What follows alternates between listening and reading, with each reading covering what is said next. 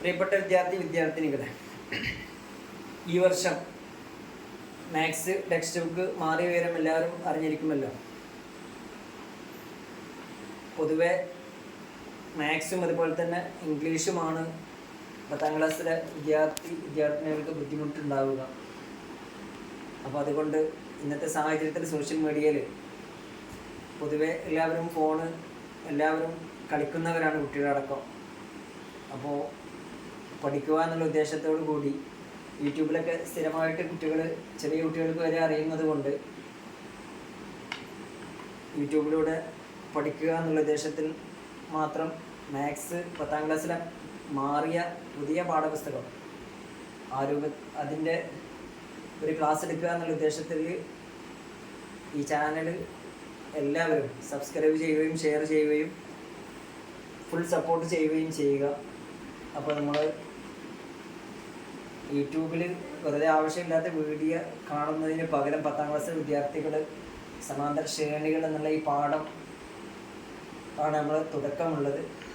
അതുകൊണ്ട് എല്ലാവരും ഇതിൽ ശ്രദ്ധ കേന്ദ്രീകരിക്കണമെന്ന് അറിയിച്ചുകൊണ്ട് ഒന്നാമത്തെ ചാപ്റ്ററായ 10ാം ക്ലാസ് മാത്സിൽ ഒന്നാമത്തെ ചാപ്റ്ററായ സമാന്തര ശ്രേണികൾ എന്നുള്ള ഈ ചാപ്റ്റർ നമ്മൾ തുടക്കം കുറിക്കുകയാണ്. അപ്പോൾ അതിൽ ഒന്നാമതായിട്ട് പറയുന്നത് സംഖ്യാശ്രേണികൾ, അതായത് ഒരു ശ്രേണി, നമുക്ക് സംഖ്യകളുടെ ശ്രേണികൾ. ഒന്നാമത്തെ ശ്രേണി ഇതിൽ പറയുന്നത് 1, 2, 3, 4, 5 എന്നുള്ള ഈ സംഖ്യ. അതെല്ലാവർക്കും അറിയാം, അതൊരു എണ്ണൽ സംഖ്യയാണ്.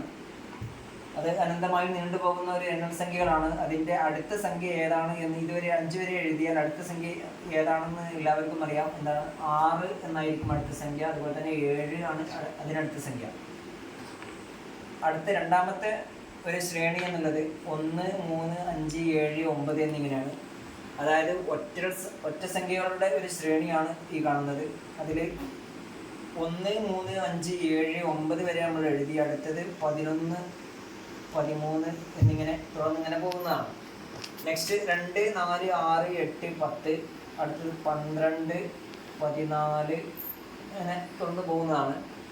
പിന്നെ നെക്സ്റ്റ് 5, 10, 15, 20, പിന്നെ നെക്സ്റ്റ് 25, 30. അതായത് 5ൻ്റെ ഗുണിതങ്ങളാണ് ഇത്. 5, 10, 15, 20, 25, 30. അടുത്തത് 5ൻ്റെ ഗുണിതമാണ് 35. ഇങ്ങനെ ഈ സംഖ്യാ ശ്രേണികളിൽ ഒരു ശ്രേണി കാണുമ്പോൾ നമുക്ക് അടുത്ത സംഖ്യ പെട്ടെന്ന് കണ്ടുപിടിക്കാൻ കഴിയും. അതാണ് ഈ സമാന്തരമായിട്ട് പോകുന്ന ഒരു ശ്രേണിയാണ് ഈ സമാന്തര ശ്രേണികൾ എന്ന് പറയുന്നത്. അപ്പോൾ അതുപോലെ തന്നെ അടുത്ത ഒരു സീക്വൻസാണ്, അല്ലെങ്കിൽ അടുത്തൊരു ശ്രേണിയാണ് 2, 3, 5, 7. എന്താണ് 2, 3, 5, 7? അടുത്ത സംഖ്യ ഏതായിരിക്കും? 11 അല്ലേ? അതെങ്ങനെ കിട്ടി? 2, 3, 5. 2നെ 1 കൊണ്ടല്ലാതെ മറ്റൊരു സംഖ്യയും ഹരിക്കാൻ പറ്റില്ല, ശിഷ്ടം കിട്ടില്ല. അതുപോലെ തന്നെ 3 ശിഷ്ടം പിടിക്കാൻ പറ്റാത്ത സംഖ്യകളാണ്. അതായത് 2നെ 1 കൊണ്ട് മാത്രമേ നമുക്ക് എന്ത് ചെയ്യാൻ പറ്റുള്ളൂ, പിടിക്കാൻ പറ്റുള്ളൂ. അതുപോലെ തന്നെ 3നെ 1 കൊണ്ട് മാത്രമേ പറ്റുള്ളൂ. അതുപോലെ തന്നെ 5, അതായത് അതിൻ്റെ ശിഷ്ടം ഗുണിതങ്ങൾ ആവാൻ പറ്റാത്ത സംഖ്യകളാണ് 2, 3, 5, 7, 11. നെക്സ്റ്റ് 13. അതായത് അഭാജ്യ സംഖ്യകൾ, വിഭജിക്കാൻ പറ്റില്ല. ഈ സംഖ്യകളൊന്നും വിഭജിക്കാൻ പറ്റില്ല. 1 കൊണ്ടല്ലാതെ വേറെ ഒരു സംഖ്യ കൊണ്ടും എന്താവില്ല, വിഭജിക്കാൻ പറ്റാത്ത ഒരു സംഖ്യകളാണ് 2, 3, 5, 7, 11, 13. ഇങ്ങനെ തുടർന്നിങ്ങനെ പോകുന്ന സംഖ്യകളാണ് അഭാജ്യ സംഖ്യകൾ. അപ്പോൾ ഇത്തരം സംഖ്യകളെയാണ് സംഖ്യാ ശ്രേണികൾ, സമാന്തര ശ്രേണികൾ എന്ന് പറയുന്നത്.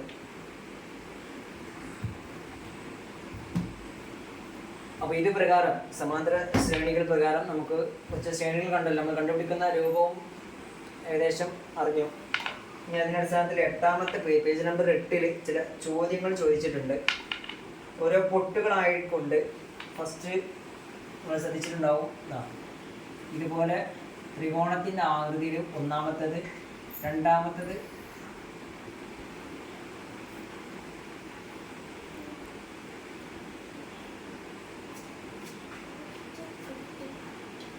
മൂന്നാമത്തെ,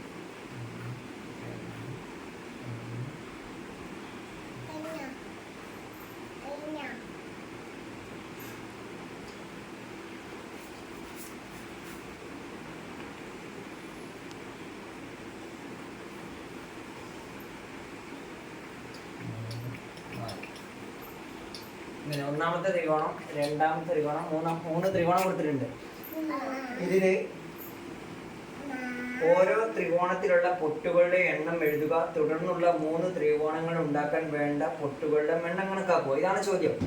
ഒന്നാമത്തെ ത്രികോണത്തിൽ എത്ര പൊട്ടുകളുണ്ട്? ഒന്നാമത്തെ ത്രികോണത്തിൽ 3 അല്ലേ? ഒന്നാമത്തെ ത്രികോണത്തിൽ 3 പൊട്ടുകളാണുള്ളത്. രണ്ടാമത്തെ ത്രികോണത്തിലോ 1, രണ്ടാമത്തേക്ക് 2 അപ്പോൾ 3, അടിയത്തിൽ 3, 3 6. രണ്ടാമത്തെ ത്രികോണത്തിൽ 6. മൂന്നാമത്തെ ത്രികോണത്തിലോ 1, രണ്ടാമത്തെ ലൈനിൽ 2, അപ്പോൾ എത്രയായി? 1ഉം 2ഉം 3, 3ഉം മൂന്നാമത്തെ ലൈനിൽ 3 എണ്ണം, 3ഉം 3ഉം 6. നാലാമത്തെ ലൈനിൽ 4 എണ്ണം, അപ്പോൾ എത്രയായി? 6 4 10. അതായത് മൂന്നാമത്തെ ത്രികോണത്തിൽ പൊട്ടുകളുടെ എണ്ണം 10 ആയിരിക്കും. അതായത് നമുക്കിവിടെ ഒരു 3 ഓർഡർ കിട്ടിയിട്ടുണ്ട്. എങ്ങനെയാണ്? 3 ഒന്നാമത്തെ ത്രികോണത്തിൻ്റെ അളവ് 3, രണ്ടാമത്തേത് 6, മൂന്നാമത്തേത് 10. അപ്പോൾ ഇനി അടുത്ത സംഖ്യ, അതായത് 3, 6, 10 ഇങ്ങനെയാണ് നമുക്ക് ഓർഡർ ആയിട്ട് നമുക്ക് കിട്ടിയത്. അടുത്ത സംഖ്യ എത്ര ആയിരിക്കും? അതായത് ഒന്നാമത്തെ ത്രികോണത്തിൻ്റെ അളവ് എത്രയാണ്? 3. രണ്ടാമത്തെ ത്രികോണത്തിൻ്റെ അളവോ? രണ്ടാമത്തെ ത്രികോണത്തിൻ്റെ അളവ് 6. മൂന്നാമത്തെ ത്രികോണത്തിൻ്റെ അളവ് 10. അപ്പോൾ അടുത്ത ത്രികോണത്തിൻ്റെ അളവ് എത്ര ആയിരിക്കും? ഇവിടെ അപ്പോൾ അടിയിൽ എത്ര പൊട്ടുകളുള്ളത്? 4 അല്ലേ? അടുത്ത എത്ര പൊട്ടുണ്ടാവും? 5. അപ്പോൾ എത്ര ഉണ്ടാവും? 15. അടുത്തതോ 15നോട് കൂടെ എത്ര കൂട്ടണം?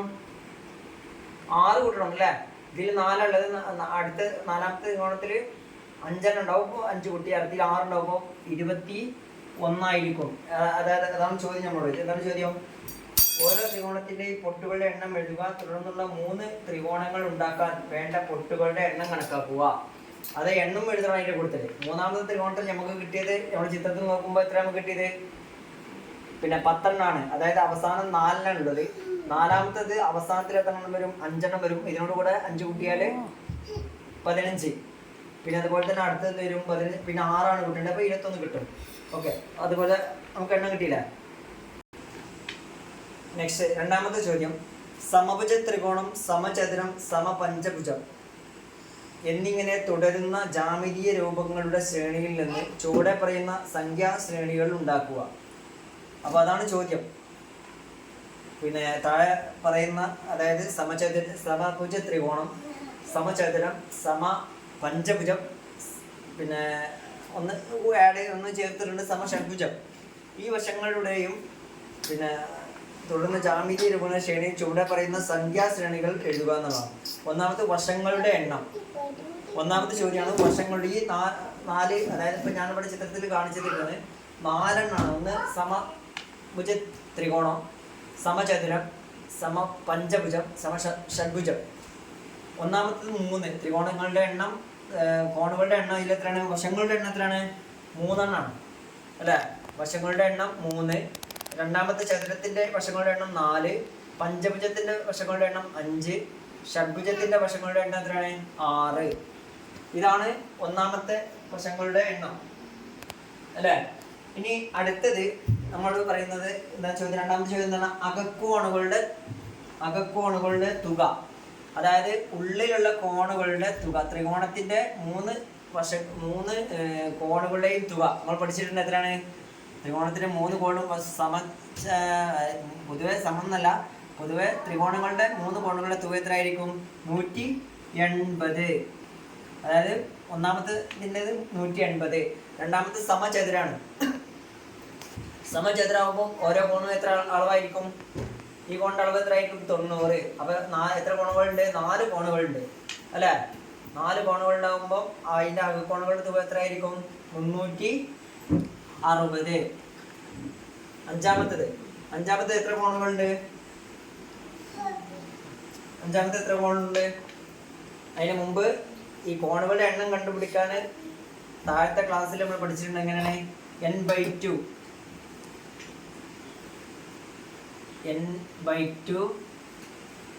ഇൻറ്റു 180 അല്ലേ? തുക കണ്ടുപിടിക്കാൻ അകക്കോണുകളുടെ എണ്ണം കണ്ടുപിടിക്കാനുള്ള ഇക്വേഷൻ ആണിത്. n/2 into 180. എന്ന് പറഞ്ഞാൽ നമ്മുടെ വശങ്ങളുടെ എണ്ണം, എത്ര വശങ്ങളുണ്ട്, അത് n/2 × 180.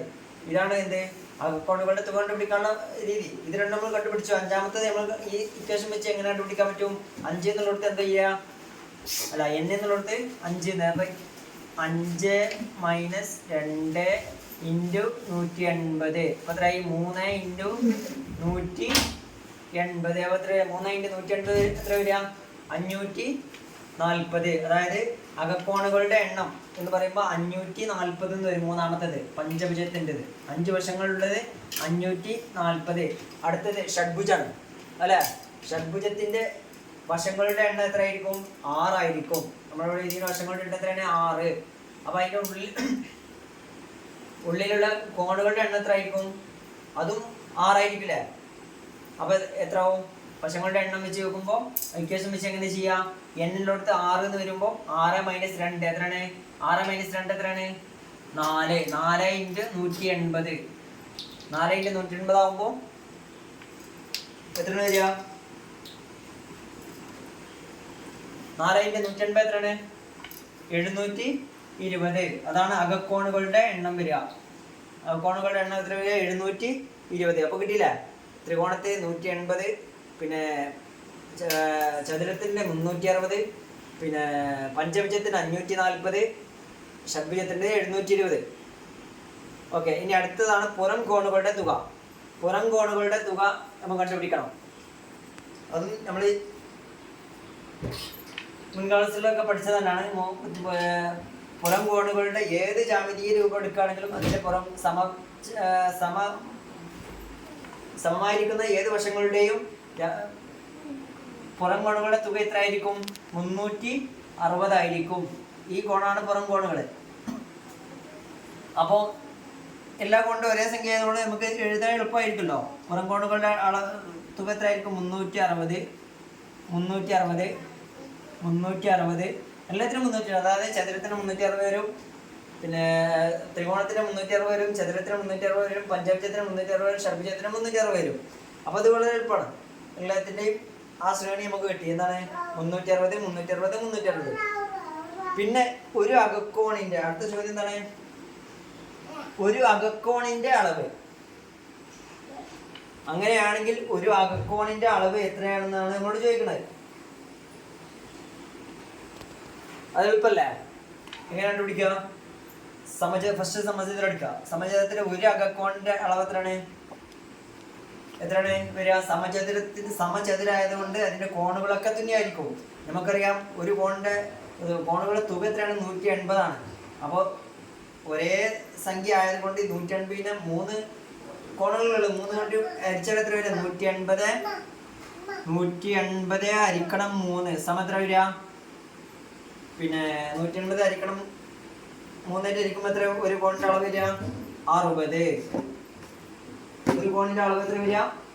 60. അപ്പോൾ ശരിയാവില്ലേ? 3 കോണിൻ്റെ അളവ് 180 ആയില്ലേ? എന്നതുപോലെ അടുത്തത് എങ്ങനെയാണ് കണ്ടുപിടിക്കുക?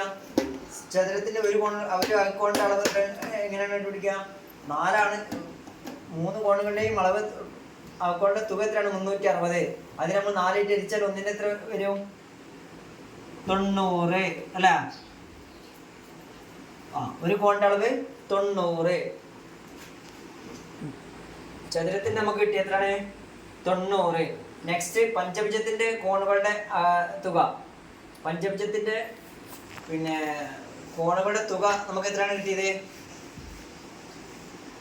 പഞ്ചഭുജത്തിൻ്റെ കോണുകളുടെ തുക 540.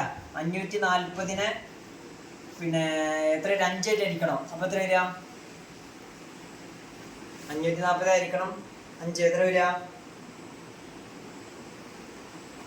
പിന്നെ 108 അല്ല? 108 ആണ് ഒരു കോണിൻ്റെ അളവ് വരിക. പഞ്ചഭുജത്തിൻ്റെ ഒരു കോണിൻ്റെ അളവ് 108. അതുപോലെ തന്നെ 6, അതായത് ഷഡ്ഭുജത്തിൻ്റെ കോണുകൾ എത്ര വശങ്ങളുണ്ട്? 6 വശങ്ങളുണ്ട്. കോണുകളുടെ തുക നമുക്ക് എത്ര കിട്ടണേ? 720. 720ന് 6 വശങ്ങളിലുള്ളത് 6 ആയിട്ട് ഹരിക്കുമ്പോൾ എത്ര കിട്ടുക? 120. ഒരു അകക്കോണിൻ്റെ അളവ്, പഞ്ചഭുജത്തിൻ്റെ ഒരു അകക്കോണിൻ്റെ അളവ് 108 എങ്കിൽ ഷഡ്ഭുജത്തിൻ്റെ ഒരു അകക്കോണിൻ്റെ എണ്ണം എത്ര കിട്ടുക? 120. ഇനി അടുത്തത് വെച്ചാൽ ഒരു പുറംകോണിൻ്റെ അളവ്. ഒരു പുറംകോണിന്റെ അളവാണ് നമുക്ക് വേണ്ടത്. ഒരു പുറംകോണിന്റെ അളവ് എങ്ങനെ കണ്ടുപിടിക്കാം? നമുക്കറിയാം ത്രികോണത്തിന്റെ എല്ലാ പുറംകോണിന്റെ അളവ് എത്രയാണെന്ന് പറഞ്ഞാൽ 360. അങ്ങനെയാണെങ്കിൽ ത്രികോണത്തിന്റെ പുറംകോണുകളുടെ അളവുകളുടെ തുക എത്രയാണ്? 360 ആണ്. ത്രികോണത്തിൽ വെച്ച് നോക്കുമ്പോൾ 360, വശങ്ങളുടെ എണ്ണം എത്ര? 3. അപ്പം എത്ര വരിക? പിന്നെ 120 അല്ലേ? 120 ആകുമ്പോൾ ശരിയാവാ. ഒരു പുറംകോണിന്റെ അളവാണ് 120. അടുത്ത ചതുരത്തിന് എത്ര വരിക? ചതുരത്തിന്റെ ഒരു പുറംകോണിന്റെ അളവ് കണ്ടുപിടിക്കാൻ ചെയ്യാം. നമുക്കറിയാം 360 തന്നെയാണ് ഇതിന്റെയും പുറംകോണിന്റെ അളവ്. അതിനെ നമുക്ക് 4 ആയിട്ട് അടിച്ചാൽ എന്താ വരിക? എത്ര വരിക? പിന്നെ 90 വരിക. യെസ്. അടുത്തത് പഞ്ചഭുജം. പഞ്ചഭുജം എന്ന് 5 വശങ്ങളുള്ള ഇതിന്റെ അകക്കോൺ, ഒരു കോണിന്റെ അളവാണ്, ഒരു പുറംകോണിന്റെ അളവാണ് നമുക്ക് കണ്ടുപിടിക്കേണ്ടത്. അത് നമുക്കറിയാം പുറംകോണിന്റെ ടോട്ടൽ 360 ആണെങ്കിൽ അതിനെ 5 ആയിട്ട് അടിച്ചാൽ എത്ര വരിക?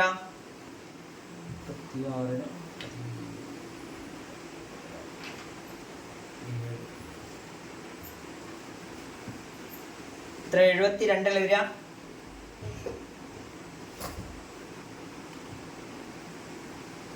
അതെ, പുറംകോണിന്റെ 72 വരും. അതുപോലെ ലാസ്റ്റത്തേത് ഏതാണ്? ഷഡ്ഭുജം. ഷഡ്ഭുജാകുമ്പോൾ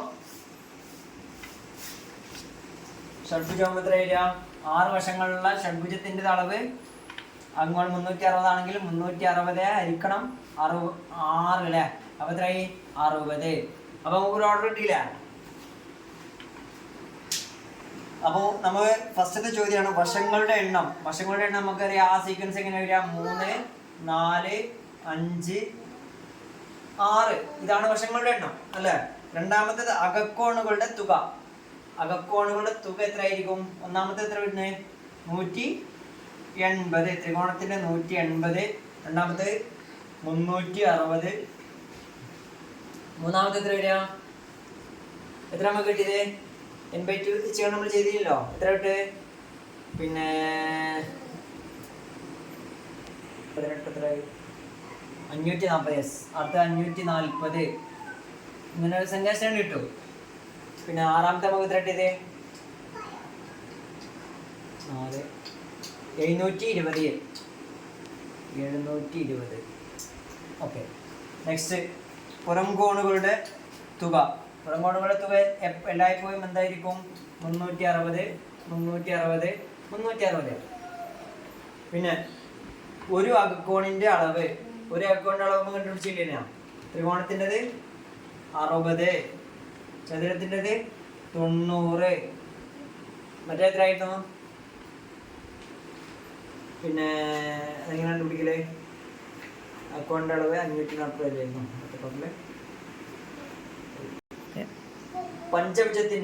പഞ്ചഭുജത്തിന്റെ ഒരു അകക്കോണിന്റെ അളവ് എങ്ങനെ കണ്ടുപിടിക്കുക?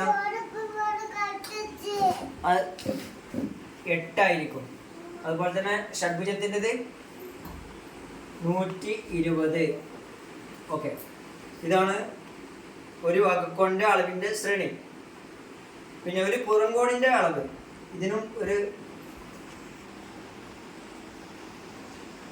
ഒരു പുറംകോണിന്റെ അളവ്, അതിന്റെ ശ്രേണി എങ്ങനെ വരിക? ചതുരത്തിന്റെ ആണെങ്കിൽ പിന്നെ ചതുരത്തിന്റെ പുറംകോണിന് 360 വരിക. 360 നമ്മൾ 3 ആയിട്ട് അടിക്കുമ്പോൾ 120. അടുത്തത് 360 നമ്മൾ 4 ആയിട്ട് അടിക്കുമ്പോൾ 90. 360 നമ്മൾ 5 ആയിട്ട് അടിക്കുമ്പോൾ എത്ര വരിക? 72. പിന്നെ ഷഡ്ഭുജത്തിൽ വെച്ച് നോക്കുമ്പോൾ 360 6 ആയിട്ട് അടിക്കുമ്പോൾ 60. അപ്പോൾ നമുക്കൊക്കെ ഇവിടെ ശ്രേണി ആയിട്ട് കിട്ടും. എങ്ങനെ? ഒന്നാമത്തതിന് 3, 4, 5, 6 എന്നുള്ള ശ്രേണി. അടുത്തത് 180, 360, 540, 720. അടുത്തത് എത്ര പറയാൻ പറ്റുമോ? എങ്ങനെ കണ്ടുപിടിക്കുക? 180 180 ഒന്നുകൂടി കൂട്ടിയാൽ എത്ര? 360. അതിനെ 180 കൂട്ടിയാൽ 540. അതിനെ 180 കൂട്ടിയാൽ 720 അല്ലേ? 540 180 അടുത്ത സംഖ്യ എത്ര ആയിരിക്കും? ഊഹിക്കാൻ പറ്റുള്ളൂ. 7 വശങ്ങളുള്ളത് എത്ര വരിക? 720 150 കൂട്ടിയാൽ 900 അല്ലേ? അതെ, 900 ആണ് അടുത്തത്. 7 വശങ്ങളുള്ളതാണ്. പിന്നെ അതുപോലെ തന്നെ അടുത്തത് ഒരേ സംഖ്യയുള്ള, അതായത് പുറം കോണുകളുടെ തുക എല്ലാ പുറം കോണുകളുടെയും തുക എത്ര വരിക? 360. എന്നിട്ട് എത്ര വശങ്ങളാണെങ്കിലും ആ തുക അത് തന്നെ വരിക.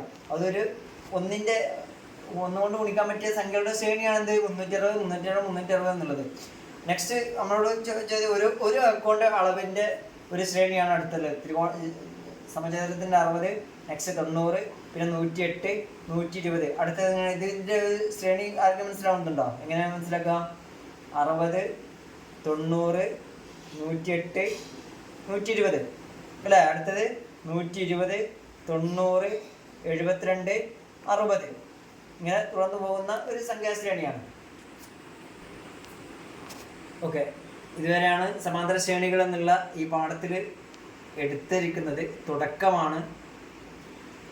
സാധാരണ കുട്ടികൾക്ക് പഠിക്കുക എന്നുള്ള ഉദ്ദേശത്തിൽ മാത്രമാണുള്ളത്. ചെറിയ പിഴവുകളും ഒക്കെ തുടക്കമായതുകൊണ്ട് പിഴവുകളും കാര്യങ്ങളൊക്കെ ഉണ്ടാകും, സ്വാഭാവികമാണ്. അതൊക്കെ നിങ്ങൾ കമൻറ്റിലൂടെ വിവരം അറിയിക്കുകയും മെയിനായിട്ട് ചാനൽ സബ്സ്ക്രൈബ് ചെയ്യുകയും അതിനെപ്പറ്റി എന്ത് പോരായ്മകളുണ്ടെങ്കിലും എല്ലാം നികത്തി കാര്യങ്ങൾ വിശദമായി കൊണ്ട് അറിയിക്കണം നിങ്ങൾ കമൻറ്റിലൂടെ. ഓക്കെ, തൽക്കാലം 10ാം ക്ലാസ്സിലെ മാത്സ് ഇവിടെ അവസാനിപ്പിക്കുന്നു. തുടർന്ന് ഉള്ള സമയത്ത് തന്നെ ഇതിൻ്റെ തുടർച്ച ശേഷം വരുന്നതാണ്. അപ്പോൾ എല്ലാവരും ഇത് കാണുകയും ഫസ്റ്റിലെ ചില പാകപ്പിഴവുകളൊക്കെ ഉണ്ടായിരിക്കും, അതൊക്കെ നികത്തി SLCക്ക് പരീക്ഷയിൽ ഉന്നത മാർക്ക് നേടാനുള്ള പോംവഴികളും കാര്യങ്ങളൊക്കെ തുടർന്ന് വരുന്നതാണ്. എല്ലാവരും സഹകരിക്കുകയും ചാനൽ സബ്സ്ക്രൈബ് ചെയ്യുകയൊക്കെ ചെയ്യുക. ഇൻഷാ അല്ലാഹ് എല്ലാവരോടും ഫസ്റ്റത്തെ ചാപ്റ്റർ തുടങ്ങി എന്നുള്ള വിവരം എല്ലാവരും അറിയിക്കുന്നു. ഓക്കെ.